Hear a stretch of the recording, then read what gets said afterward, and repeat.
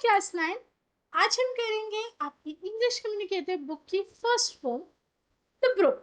So come on, let's get going.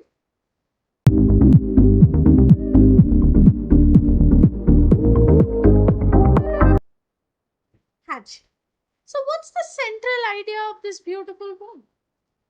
सो ये poem सिखाती है that life comes and goes but nature goes on forever. पहले तो भाई ब्रुक होती क्या है? पिक्चर से समझ आ रहा है? It's a stream of water which is flowing and flowing जब तक वो ओशन में जाके नहीं मिल जाता, राइट? सो ये जो ब्रुक है, it is a symbol of movement की life keeps going, continuity and eternal life. अमर होती है नेचर की चीजों की जिंदगी, showing how nature never stops even when people do. लोग शायद रुक जाएंगे बट नेचर कभी नहीं। सो इस पोम की लाइन बाय लाइन एक्सप्लेनेशन में आप ब्रुक की कहानी उसी की जुबानी सुने।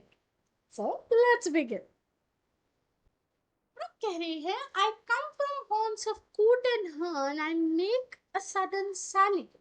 तो हॉर्न्स यहाँ पे वो जगह होती है बच्चों जहाँ ज्यादातर लोग विजिट करते हैं। ज्यादातर कौन से यहाँ पे लोगों को मेंशन कर रही है ब्रुक? कूट और हर्न। कूट और hern are types of water birds, ठीक है? तो जहां पर ज्यादातर ये वाटर बर्ड्स पाई जाती है, मैं वहां से आती हूँ।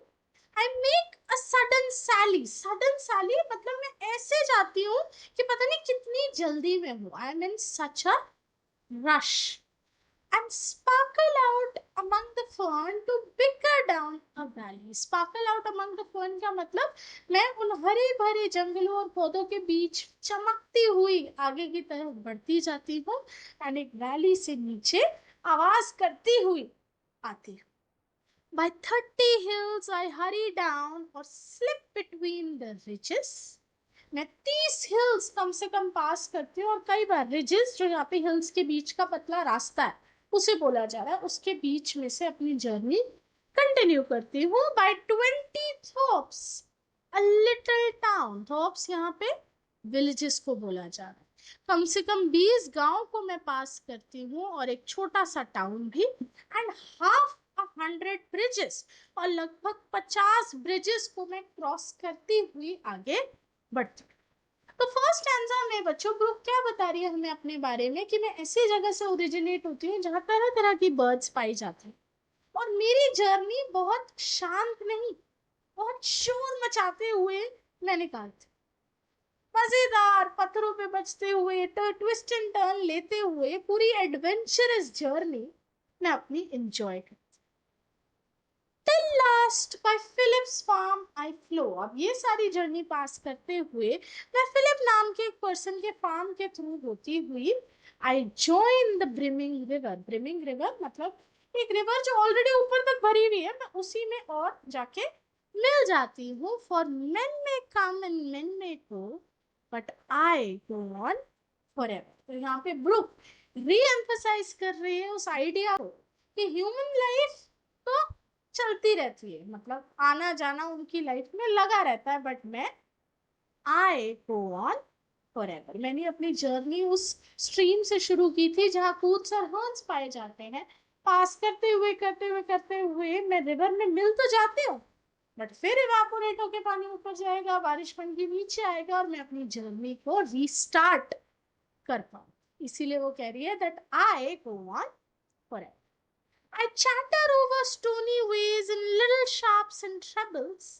I bubble into wedding pace. I babble on the pebbles। तो यहाँ पर वो अपना शोर मचाने का स्टाइल हमें बता रही कि पथरीले रास्तों पे मैं चर्चा करती हुई आगे बढ़ती हूँ, ट्विस्ट एंड टर्न्स बड़े शार्प लेती हूँ। I bubble into eddying bays. Eddying bays मतलब बहुत ही स्पाइरल मूवमेंट जो होता है ना वाटर का, कई बार आप देखते हो इस तरह से पानी बह रहा होता है, so that are adding the movement, ठीक है? And I babble on the pebbles. तो जब कोई बहुत तेज तेज हंस के बात कर रहा होता है तो पानी भी जब वाटरफॉल के फॉर्म पे पेबल्स पे आके गिरता है बड़ी लाउड आवाज कर। तो ब्रुक उस बारे में हमें बता। with many a curve my banks I fret by many a field and fallow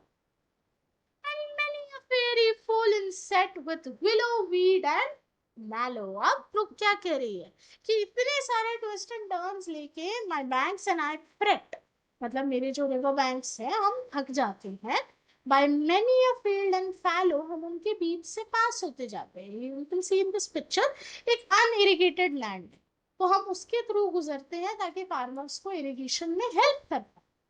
and many a fairy foreland set, और कई बार ऐसी ग्रीन फील्ड्स के बीच में से मैं होती हुई गुजरती हूँ कि मुझे ही ड्रीमी सा लगने लगे, और वहां पे विलो वीड्स एंड मैलोस, तरह तरह के क्रॉप्स वहां होते हैं.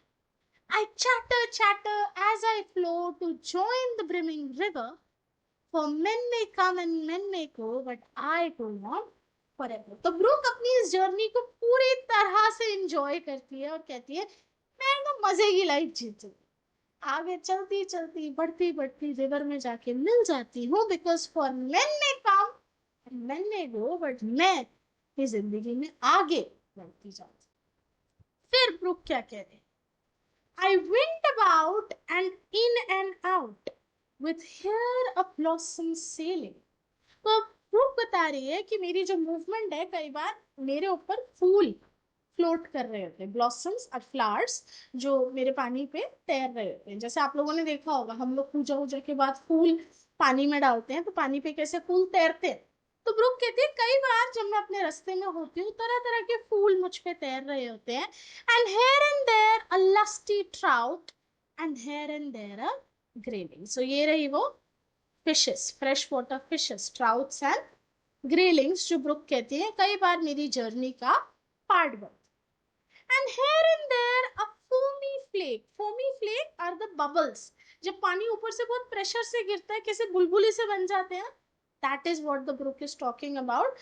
कभी कभार there is a foamy flake upon me as I travel with silvery water break above the golden gravel. तो भरी धूप के टाइम जब सूरज की किरणें उस पानी पे गिरती हैं, तो वो एक सिल्वरिश सा टोन आता है ना, कभी ऑब्जर्व करना तब समझ आएगा. एंड शाम होते होते इस तरह का एक गोल्डन पैटर्न हमें समुद्र में देखने को मिलता है. तो ब्रूक कह रही है कि I am it a lot of colours. मेरी लाइफ कलरफुल है, एडवेंचरस है, नॉइजी है, एनर्जेटिक है, एंड सबसे बड़ी बात, it keeps on going forever. And draw them all along and flow to join the brimming river. Draw them all along, यहाँ पे ब्रुक बात कर रही है उन सारी फ्लावर्स की, उन सारी फिशेस की, वो सारी रेज ऑफ लाइट्स की, जिनको वो अपने साथ आगे लेती भी आती है एंड फ्लो कर जाती है to join the brimming river. For men may come and men may go, but I go on forever. तो कह रही मेरी जर्नी तो चलती रहे. फिर वो क्या बात कर रही है, I steal by lawns and grassy plots. तो मेरा जो रास्ता है कई बार लॉन्स के होते हुए थ्रू, ग्रासी प्लॉट्स के होते हुए थ्रू गुजरता है. I slide by hazel covers. Hazel यहाँ पे छोटी हेजलनट ट्रीज को बोला जाता है. कई बार मैं उनके नीचे से, उनके साइड से होती हुई गुजरती हूँ. I move the sweet forget me nots. तो वो कह रही है छोटे छोटे ब्लू कलर के फ्लावर्स होते हैं, फॉरगेट मी नॉट्स जिनको हम बोलते हैं, वो कई बार मेरे बैंक के किनारे पे उगे होते हैं. तो मैं चलती चलती उनको छेड़ती भी जाती हूँ. That grows for happy lovers. और वो फूल अक्सर उन जगहों पे पाए जाते हैं जो एक हैप्पी कपल स्पॉट हो. लोग अक्सर आके वहां बैठते हैं मेरे किनारे, खुश होते हैं मेरे को बहता हुआ देख, अपने पैर उसमें मुझ डिप करते हैं, मुझे भी बड़ा अच्छा लगता है, बड़ा हैप्पी सा लगता है. फिर ब्रुक क्या कह रही है, आई slip I slide I gloom I glans. Book बहुत एक्साइटेड, बहुत एनर्जी से भरी हुई है, तो तरह तरह के मूवमेंट्स वो कर रही है. अमंग माई स्किमिंग swallows. swallows यहाँ पे हमारी बर्ड्स हैं. वो बर्ड्स वाटर में तरह तरह की करतब करती हुई चलती है. I make the netted sunbeam dance. अब नेटेड सनबीम क्या है, मुझे इमेजिन करो बहुत एक अच्छी रिवर फ्लो कर रही है और उसके आसपास घने पेड़, तो उन पेड़ों के थ्रू होती हुई जब सनरेज पानी पे पड़ती है तो एक नेट लाइक पैटर्न बना लेती इस तरह. तो ब्रुक कहती है मैं इस नेटेड पैटर्न ऑफ सनरेज को डांस कराती हूँ मेरे मूवमेंट्स के साथ. So I make them dance against my sandy shallows. Usually ये वहां होता है जहाँ पानी का लेवल बहुत कम होता है, नीचे रेत मिट्टी पत्थर होते हैं, तो वहां पे ये तरह तरह की मूवमेंट्स करते हैं। I murmur under moon and stars in brambly wilderness. तो वो कह रही है कि जब रात हो जाती है, तारे चमक रहे होते हैं, मून दिख रहा होता है, उस टाइम पे जंगल के बीचों बीच उस वाइल्ड पौधों के थ्रू में होती हुई चुपचाप गुजर रही होती है वो। I linger by my shingly bars, I loiter round my cresses. वो कहती है वो छोटे छोटे राउंड पेबल्स जो होते हैं, मैं उनके थ्रू होती हुई लिंगर कर रही हूँ। And cresses are at small plants, cabbage जैसे होते हैं, उनको भी उनके अराउंड मैं मूव कर, ये सब करके इवेंचुअली मेरी लाइफ का एक रीस्टार्ट मोमेंट कब आता है? And out again I curve and flow to join the brimming river, for men may come and men may go but I go on। तो ब्रुक कह रहे भाई मेरी लाइफ तो चलती रहेगी ऐसे ही, इंसान लोग अपना देखो यार। सो ब्रुक इस पोएम के थ्रू हमें एक लेसन मिला कि पास्ट की चीजों को कैरी फॉरवर्ड करके आगे मत बढ़ो। Always aim for a fresh start in life, keep moving on, be full of energy, be full of life, be adventurous, be excited for all what life has offered to you, because brook की life will go on forever, पर आपकी ना। So whatever time you have, make the most। तो ये lesson book से सीखने के बाद हमारा अगला लेसन आता है about the figures of speech in this book. So let's go।